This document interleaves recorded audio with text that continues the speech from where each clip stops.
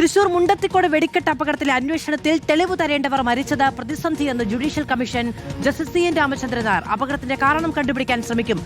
അന്വേഷണത്തിന്റെ terms of reference ലഭിച്ചിട്ടില്ല എന്നും ജസ്റ്റിസ് രാമചന്ദ്രൻ നായർ റിപ്പോർട്ടറിനോട് പറഞ്ഞു. തൽക്കാലം ഞാൻ പോകുന്നത് ഈ രോഗികളെ കാണാനും ഈ സ്ഥലം ഒന്ന് പരിശോധിക്കാനും. അപകട കാരണം കണ്ടുപിടിക്കാൻ നോക്കും.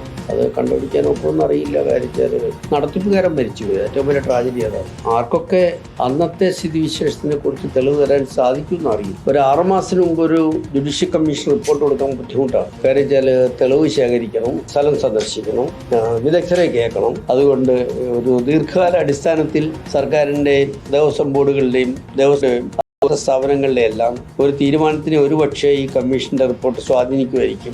ടേംസ് ഓഫ് റെഫറൻസ് കണ്ടില്ല. ടേംസ് ഓഫ് റെഫറൻസ് ഉടനെ ശരിയാവും.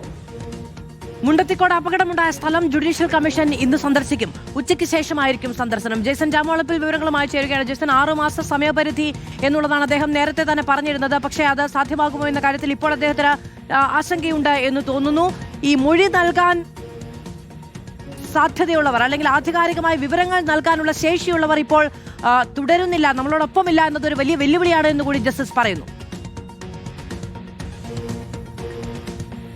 മാധു, തീർച്ചയായും മുണ്ടത്തിക്കോട് ദുരന്തം സംബന്ധിച്ച കമ്മീഷൻ ഇന്ന് ഉച്ചയ്ക്ക് ശേഷം പ്രധാനമായും 2 സ്ഥലങ്ങൾ സന്ദർശിക്കും. ഒന്ന് ആശുപത്രിയിലെത്തും, മറ്റൊന്ന് ദുരന്ത ഭൂമിയിലെത്തും. പിന്നീട് കമ്മീഷണറും അതുപോലെ തന്നെ ജില്ലാ കളക്ടർ ഉൾപ്പെടെയുള്ളതുമായ ഒരു പ്രാഥമികമായ ചർച്ച നടത്തും. പക്ഷേ പൂർണ്ണമായ രൂപത്തിൽ ഒരു അന്വേഷണത്തിലേക്ക് കടക്കണമെങ്കിൽ നേരത്തെ കമ്മീഷൻ പറഞ്ഞതുപോലെ തന്നെ സർക്കാർ വിജ്ഞാപനം ഇറക്കേണ്ടതുണ്ട്. പക്ഷേ അതോടൊപ്പം തന്നെ കമ്മീഷൻ മുന്നോട്ട് വയ്ക്കുന്ന ഏറ്റവും വലിയ പ്രതിസന്ധി എന്ന് പറയുന്നത് ഇത് പ്രധാനമായും ഇതിലെ ഒട്ടുമിക്ക തെളിവുകളും നശിച്ചു പോയിരിക്കുന്നു എന്ന് തന്നെയാണ്. എങ്ങനെയാണ് തീപിടുത്തമുണ്ടായത് എന്നതാണ് പ്രധാനമായി കണ്ടെത്തേണ്ടത്. പക്ഷേ കരാറുകാരൻ ഉൾപ്പെടെ 16 പേരാണ് ഇപ്പോൾ മരിച്ചിരിക്കുന്നത്. അതുകൊണ്ട് തന്നെ ഏറ്റവും പ്രധാനപ്പെട്ട തെളിവ് നൽകേണ്ടവർ മരിച്ച സാഹചര്യത്തിൽ ഒരു പ്രതിസന്ധി ഉണ്ട് എന്ന് അദ്ദേഹം പറയുന്നുണ്ട്. അതേസമയം തന്നെ മറ്റെല്ലാവരെയും കേട്ടുകൊണ്ട് ഒരു 6 മാസത്തിനുള്ളിലെങ്കിലും ഒരു റിപ്പോർട്ട് സമർപ്പിക്കാനാകുമെന്ന പ്രതീക്ഷയാണ് അദ്ദേഹം പങ്കുവയ്ക്കുന്നത്. ഉച്ചയ്ക്ക് ശേഷം ഈ 2 സ്ഥലങ്ങൾ സന്ദർശിക്കും.